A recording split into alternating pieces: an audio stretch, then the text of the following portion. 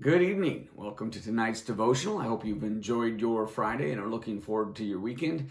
My weekend starts a day earlier than most. Thursday night's my Friday night, if you will, because Friday's my day off. So I hope that your Friday was at least near as good as my Fridays usually are. Today we are continuing in our study of Jesus' parables in the Gospel of Matthew, and we're in Matthew chapter 25 tonight, starting with verse 1 and going through verse 13, looking at the parable of the 10 virgins.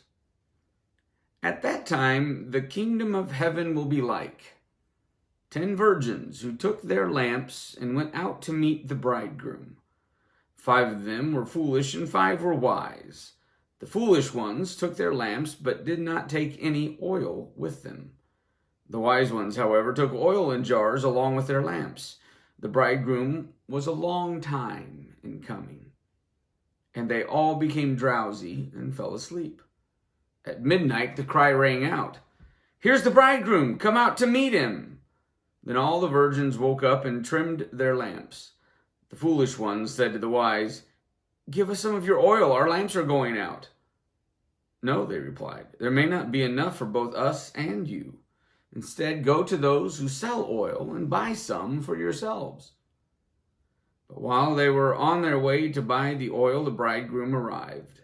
The virgins who were ready went in with him to the wedding banquet, and the door was shut. Later, the others also came. "Lord, Lord," they said, "open the door for us." But he replied, "Truly I tell you, I don't know you. Therefore keep watch, because you do not know the day or the hour." Now, this parable is one that is quite difficult to emotionally accept for a lot of people. It's very similar, in fact, to the story of Noah's Ark, where Noah informed the people of the coming flood for quite some time. But when it started to rain, God told Noah to get in to the ark, and God shut the door, and the time of choosing was past. It was too late.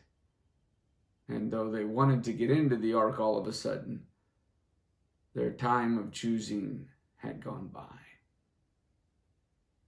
Similarly, the 5 virgins here, the 5 foolish young women who were supposed to be there to meet the bridegroom with joy and welcome him to the wedding banquet and go in with him, along with the 5 wise ones, had not brought any extra oil.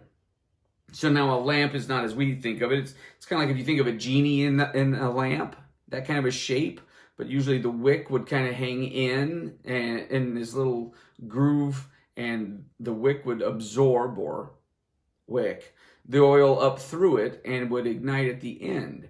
And what you do is you trim your lamp, trim your wick as it kind of gets blackened or burnt or whatnot. And you trim it down so you don't have this big gout of flame, but you have this nice size flame. And that was the standard oil lamp.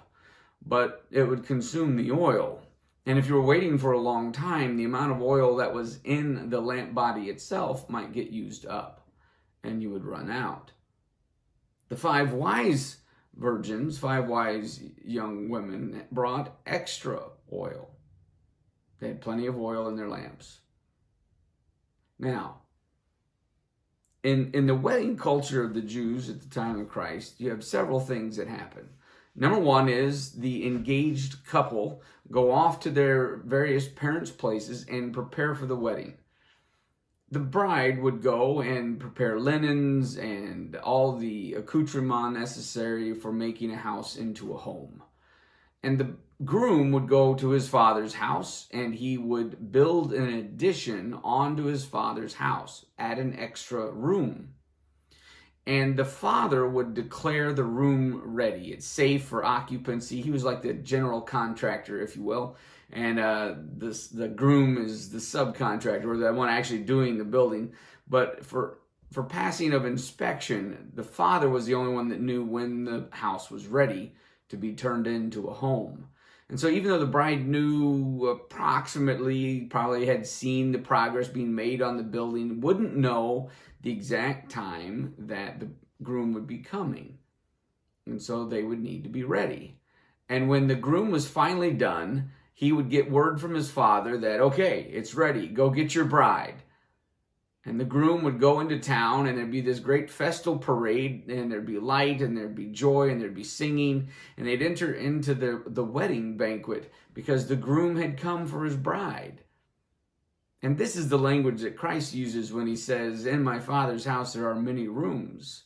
If it were not so, I would have told you. I go and prepare a place for you.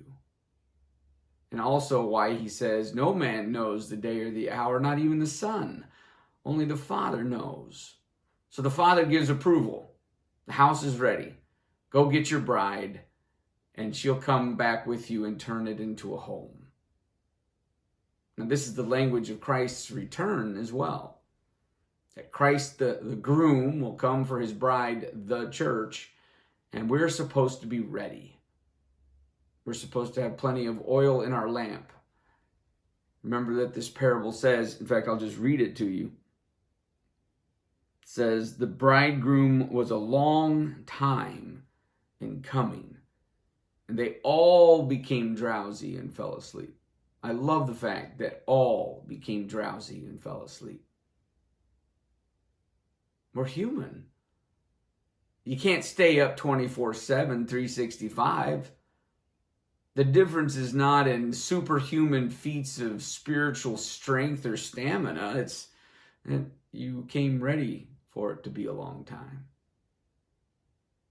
And when the bridegroom was coming and the cry went out, the trump shall sound. The trump will sound.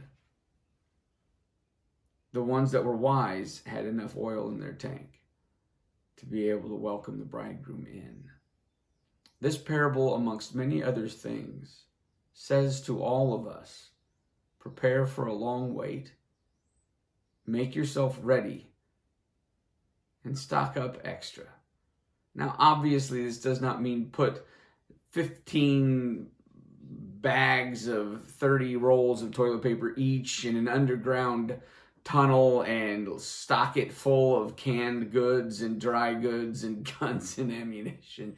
That is not how you prepare for the coming back of the King. You prepare for the coming back of the King by realizing it's not coming tomorrow in all likelihood. And there's a marathon of spiritual life that needs to go on. You need to have plenty of oil in your tank. Don't run out. Be ready for when he comes to be able to welcome him with joy and gladness because you are ready. So do not grow weary in well-doing. Do not grow faint, but rather be human.